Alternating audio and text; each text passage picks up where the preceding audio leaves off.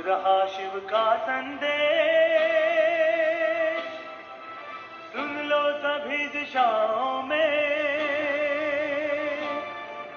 आ जाओ मेरे लाडलो राजयोग की राहों में, आ जाओ मेरे लाडलो राजयोग की राहों में।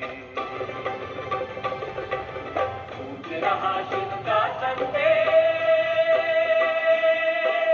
सुन लो सभी दिशाओं में,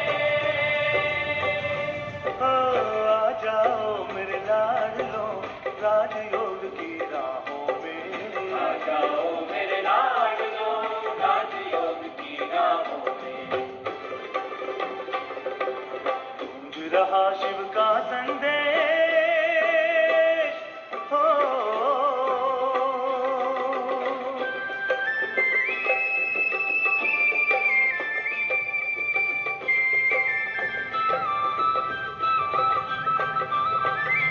बीत चली दुख भरी रात, स्वर्णिम प्रभात मैं लाया हूँ, मैं लाया हूँ, मैं लाया हूँ। ताज तख्त और दिल के साथ सौगात मैं लेकर आया हूँ, मैं आया हूँ, मैं आया हूँ। भर लो आशा सूरज की रंगी किरण निगाहों में, आ जाओ मेरे लाडलो राजयोग की राहों में, आ जाओ मेरे लाडलो राजयोग की राहों में। गूंज रहा शिव का संदेश, हो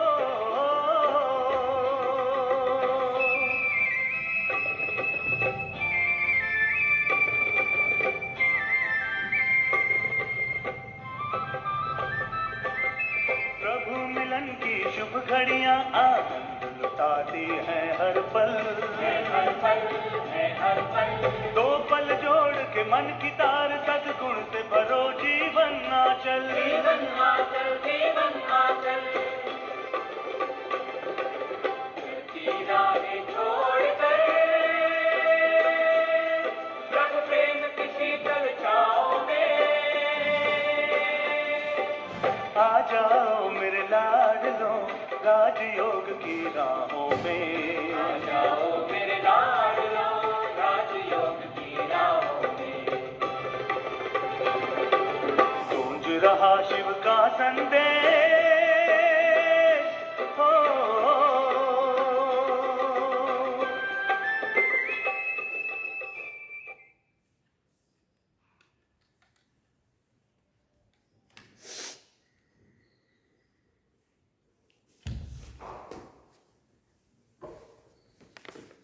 ओम शांति।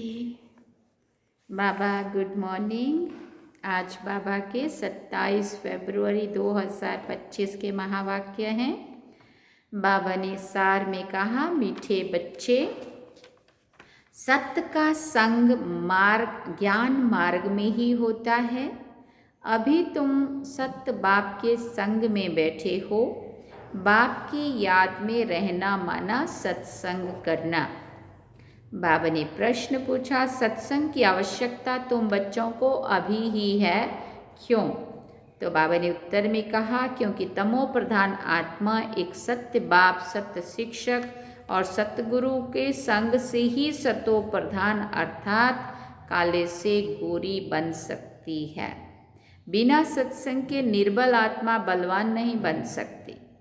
बाप के संग से आत्मा में पवित्रता का बल आ जाता है। 21 जन्म के लिए उसका बेड़ा पार हो जाता है। ओम शांति।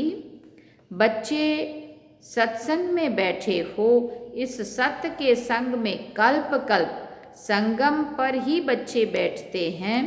दुनिया तो ये नहीं जानती कि सत्य का संग किसको कहा जाता है। सत्संग नाम ये अविनाशी चला आता है। भक्ति मार्ग में भी कहते हैं हम फलाने सत्संग में जाते हैं। अब वास्तव में भक्ति मार्ग में कोई सत्संग में जाते नहीं हैं। सत्संग होते एक सत्य पिता परमात्मा का संग करना, उसकी सच्ची बातें सुनना।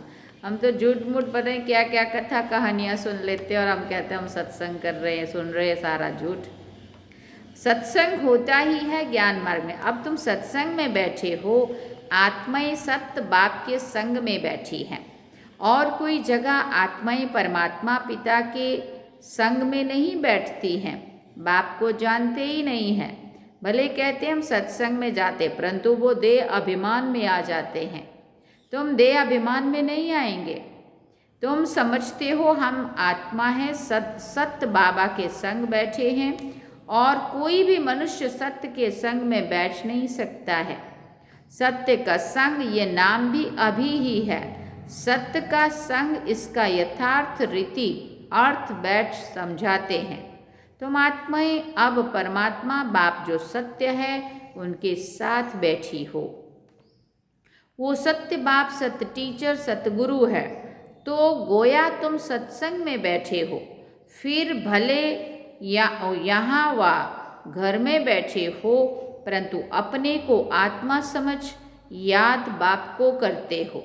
हम आत्मा अब सत्य बाप को याद कर रहे हैं, अर्थात सत्य के संग में हैं।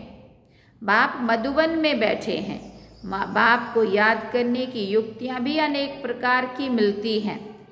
याद से ही विक्रम विनाश होंगे, ये भी बच्चे जानते हैं। हम 16 कला संपूर्ण बनते हैं, फिर उतरते उतरते कला कम होती जाती है। भक्ति भी पहले अव्यभिचारी होती है, फिर गिरते गिरते व्याभिचारी भक्ति होने से तमो प्रधान बन जाते हैं। फिर उनको सत्य का संग जरूर चाहिए, नहीं तो पवित्र कैसे बने। तो अब तुम आत्माओं को सत्य बाप का संग मिला है। आत्मा जानती है हमको बाबा को याद करना है, उनका ही संग है। याद को भी संग कहेंगे, ये है सत्य का संग। ये देह होते हुए भी तुम आत्मा मुझे याद करो, ये है सत्य का संग। जैसे कहते हैं ना, इनको बड़े आदमी का संग लगा हुआ है, इसलिए देह अभिमानी बन पड़ा है। हाँ, ईगो वाला कोई व्यक्ति होगा और उसके साथ रह करके अगर दूसरा भी ईगो वाला, अभिमान वाला बन जाएगा तो क्या बोलेंगे, ये उसके साथ रहता है ना आजकल, इसलिए ये भी ऐसा ही हो गया है ना। और अच्छे व्यक्ति का संग करने वाला होगा और अच्छा बन जाएगा तो उसको इस तरह से भी बोलेंगे। अभी तुम्हारा संग हुआ है सत्य बाप के साथ, जिससे तुम तमो प्रधान से सतो प्रधान बनते हो। बाबा कहते हैं मैं एक ही बार आता हूँ। अभी आत्मा का परमात्मा से संग होने से तुम 21 जन्म के लिए पार हो जाते हो। फिर तुमको संग लगता है देह का, ये भी ड्रामा बना हुआ है। बाप कहते हैं मेरे साथ तुम बच्चों का संग होने से तुम सतो प्रधान बन जाते हो, जिसको फिर गोल्डन एज कहा जाता है। साधु संत आदि तो समझते हैं आत्मा निर्लेप है, सभी परमात्मा ही परमात्मा है, तो इसका मतलब परमात्मा में खाद पड़ी है। कितनी बड़ी बात है। हाँ, एक तरफ कहते सब में भगवान है और फिर हाँ, ये भगवान आओ हमें पावन बनाओ, पतित मुझ निर्गुण हारे में कोई गुण नहीं। तो भगवान अंदर बैठा है तो पतित मैले भी नहीं हो सकते, खाद भी नहीं पड़ सकती, और क्या परमात्मा के अंदर खाद पड़ती है? फिर परमात्मा में तो खाद नहीं पड़ सकती है। बाप कहते हैं क्या मुझ परमात्मा में खाद पड़ती है? फिर पूछा नहीं, मैं तो सदैव परम धाम में रहता हूँ, क्योंकि मुझे तो जन्म मरण के चक्कर में आना ही नहीं है। ये तो तुम बच्चे जानते हो, तुम्हारे में भी कोई का संग जास्ती है, कोई का कम है। कोई तो अच्छी रीति पुरुषार्थ कर योग में रहते हैं। जितना समय आत्मा बाप का संग करेगी उतना फायदा है। विक्रम विनाश होंगे। बाप कहते हैं हे आत्माएं, मुझ बाप को याद करो, मेरा संग करो। मुझे ये शरीर का आधार तो लेना पड़ता है, नहीं तो परमात्मा बोले कैसे, आत्मा सुने कैसे। अभी तुम बच्चों का संग है एक सत्य बाप के साथ। सत्य बाप को निरंतर याद करना है। आत्मा को सत्य का संग करना है। आत्मा भी वंडरफुल है, परमात्मा भी वंडरफुल है, और बाबा ने कहा दुनिया भी वंडरफुल है। ये दुनिया कैसे चक्कर लगाती है, वंडर है ना। ये तुम सारे ड्रामा में ऑल राउंड पार्ट बजाते हो, तुम्हारी आत्मा में 84 जन्मों का पार्ट नूंधा हुआ है। बाबा ने कहा वंडर है ना वंडर। सतयुगी आत्माएं और आजकल की आत्माएं, उसमें भी तुम्हारी आत्मा सबसे जास्ती ऑलराउंडर है। नाटक में कोई का शुरू से पार्ट होता है, कोई का बीच से, कोई का पिछाड़ी से पार्ट होता है। वो सब है हद के ड्रामा, वो भी अभी निकले हैं। अब साइंस का इतना जोर है, सतयुग में कितना उनका बल रहेगा। नई दुनिया कितना जल्दी बनती होगी, वहाँ पवित्रता का बल है मुख्य। अभी है निर्बल, वहाँ है बलवान। ये लक्ष्मी नारायण बलवान है ना। अभी रावण ने बल छीन लिया है, फिर तुम उस रावण पर जीत पाकर कितना बलवान बनते हो। जितना सत्य का संग करेंगे, अर्थात आत्मा जितना सत्य बाप को याद करती है, उतना बलवान बनती है। पढ़ाई में भी बल तो मिलता है ना, तुमको भी बल मिलता है। सारे विश्व पर तुम हुक्म चलाते हो। आत्मा का सत्य बाप के साथ योग संगम पर ही होता है। बाप कहते हैं आत्मा को मेरा संग मिलने से आत्मा बहुत बलवान बन जाती है। बाप वर्ड ऑलमाइटी अथॉरिटी है ना, उन द्वारा बल मिलता है। इसमें सब वेदों शास्त्रों के आदि मध्य अंत का ज्ञान आ जाता है।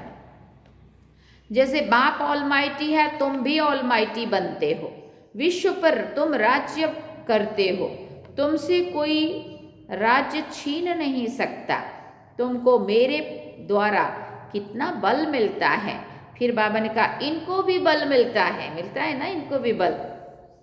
जितना बाप को याद करेंगे उतना बल मिलेगा। बाप और कोई तकलीफ नहीं देते हैं, सिर्फ क्या करना है, याद करना है बस।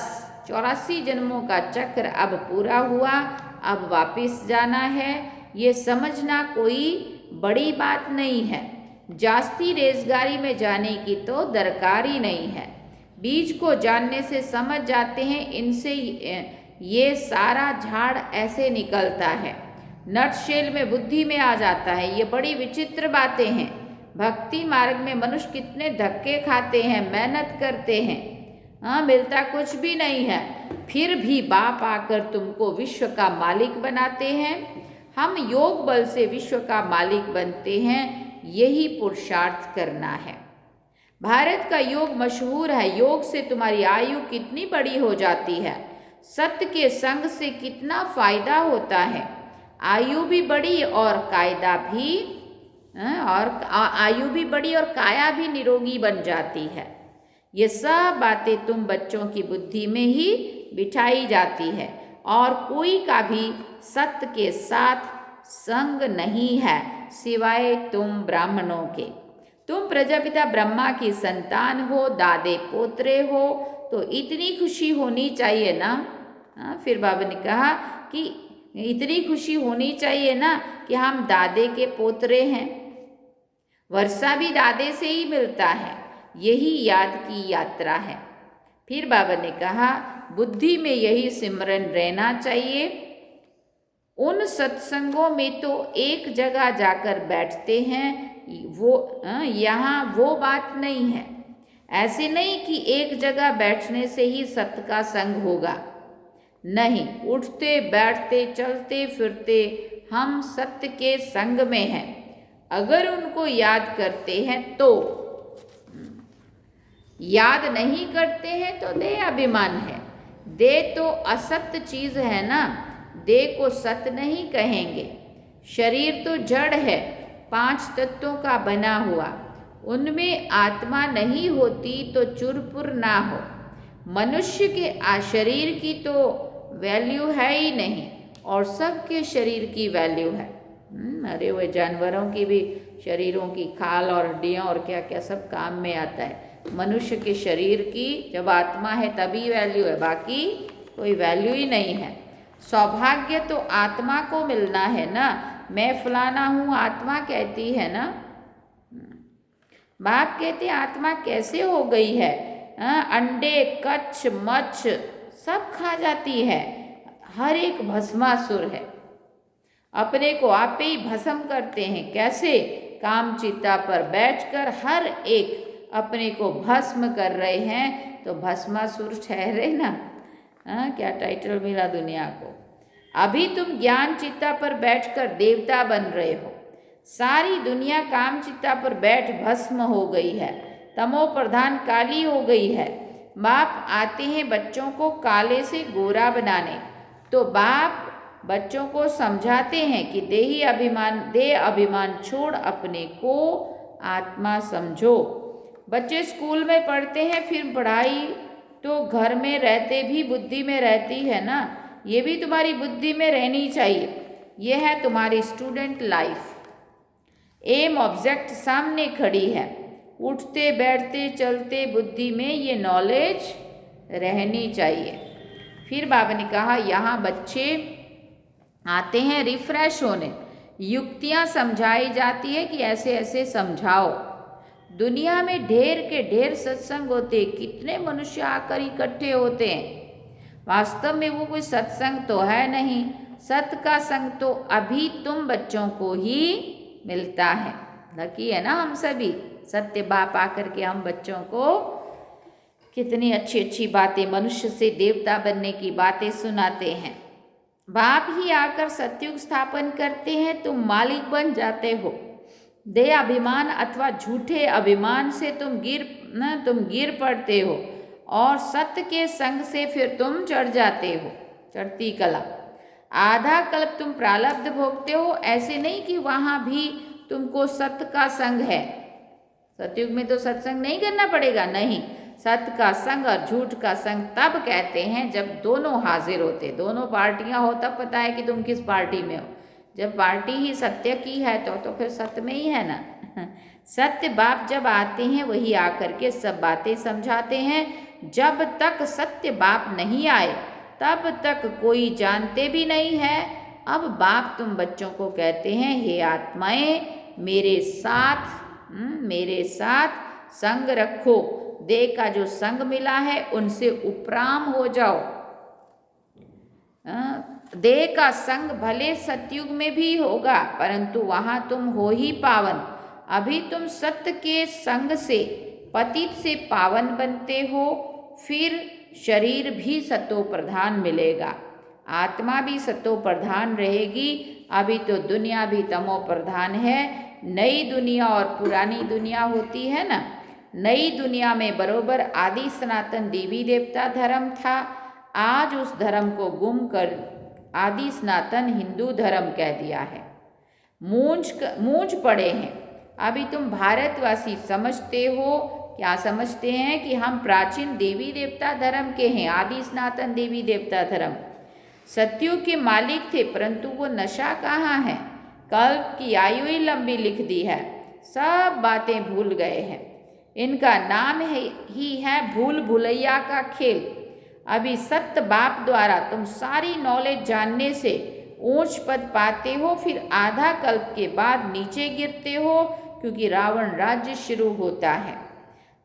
दुनिया पुरानी होगी ना। तुम समझते हो हम नई दुनिया के मालिक थे, अभी पुरानी दुनिया में है। कोई को ये भी याद नहीं पड़ता है, बाबा हमको स्वर्गवासी बनाते हैं।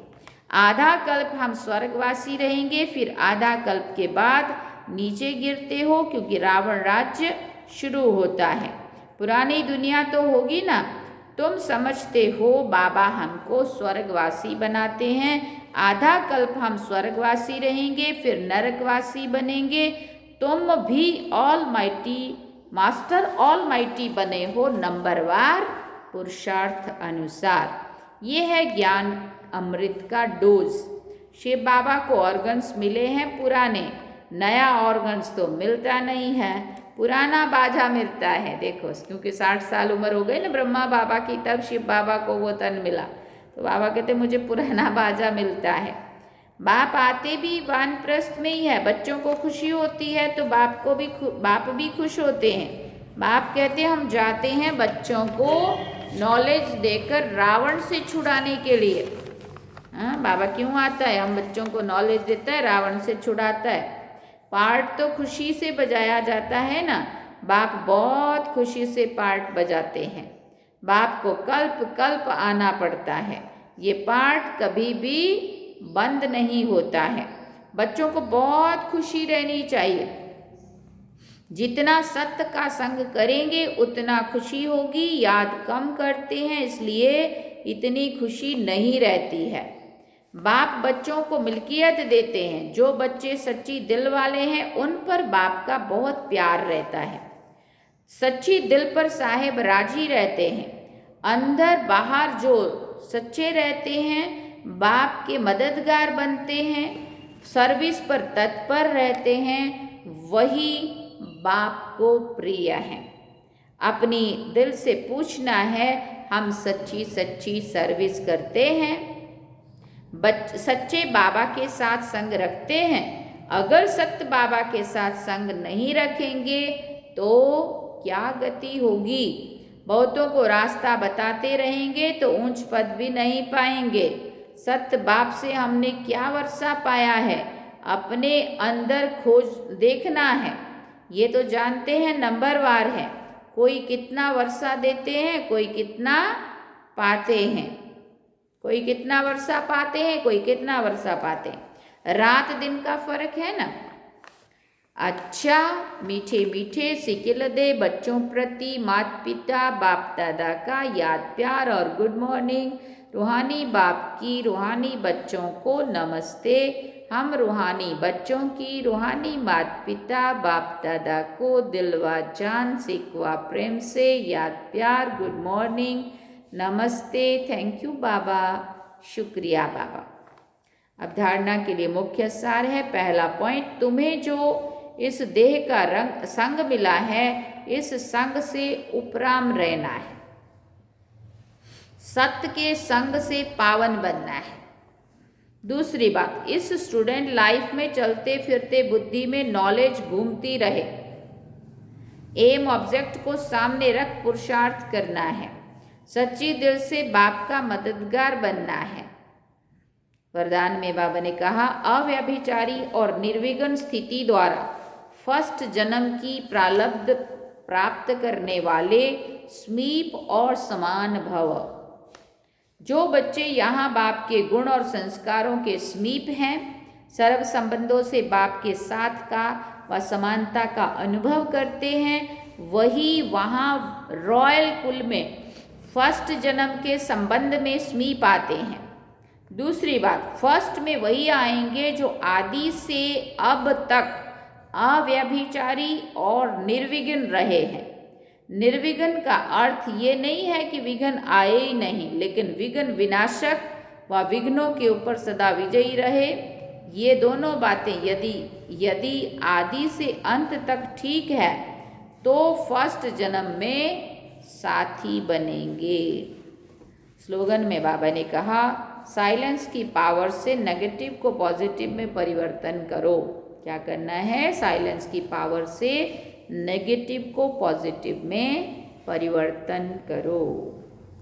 अच्छा, ओम शांति।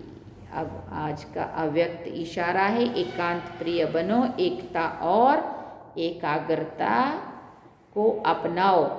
तो एकांतवासी अर्थात सदा स्थूल एकांत के साथ साथ एक के अंत में रहना। एकाग्रता की शक्ति से किसी भी आत्मा का मैसेज उस आत्मा तक पहुंचा सकते हो, किसी भी आत्मा का आह्वान कर सकते हो, किसी भी आत्मा की आवाज़ को कैच कर सकते हो, किसी भी आत्मा को दूर बैठे सहयोग दे सकते हो। सार में बाबा ने कहा, मीठे बच्चे, सत्य का संग ज्ञान मार्ग में ही होता है। अभी तुम सत्य बाप के संग में बैठे हो। बाप की याद में रहना माना सत्य संग करना। अच्छा, ओम शांति। तो ये थे बाबा के आज के महावाक्य जो हम सभी ने सुने। अभी तो शिवरात्रि चलेगी और एक सप्ताह है ना, आप सबकी तरफ भी चल रही होंगी और हमारे भी कई प्रोग्राम हैं अभी जो चल रहे हैं और चलेंगे। चलते हैं बाबा की याद में, चलिए।